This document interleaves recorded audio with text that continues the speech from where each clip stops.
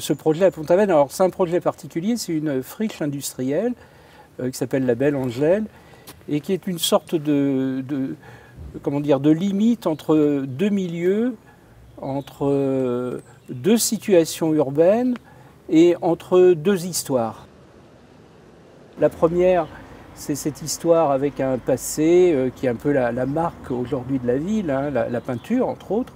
Et puis l'autre passé qui est le passé industriel. D'abord autour évidemment des conserveries de poissons, puis de légumes.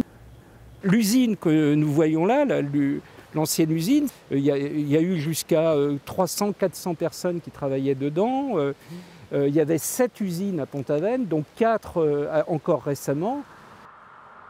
La relation à la vallée et à l'espace de l'Aven est en même temps assez occultée aujourd'hui par cette friche, alors qu'il ne demanderait qu'à être valorisé et redonner aussi une lecture à cette Aven fluviale qui ensuite va irriguer le territoire jusqu'à Rospordin et plus. Et cette nature qui effectivement a été très exploitée par les peintres, puisque le long de la friche de la Belle Angèle, nous avons le Bois d'Amour, qui était le lieu emblématique des peintres de Pont-Aven à un certain moment, par Sérusier, Gauguin, etc.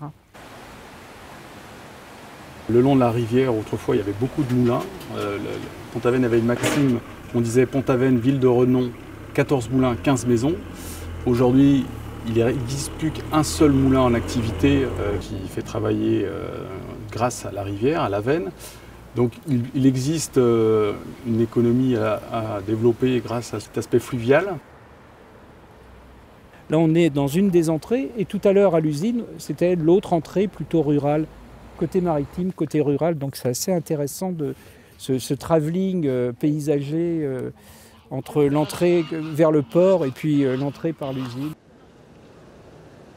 En partant de qualité spatiale et en partant de récits historiques, on peut certainement construire un urbanisme réel, un urbanisme au service des habitants et un urbanisme aussi attractif parce que une des activités de Pont-Aven, c'est aussi une activité touristique.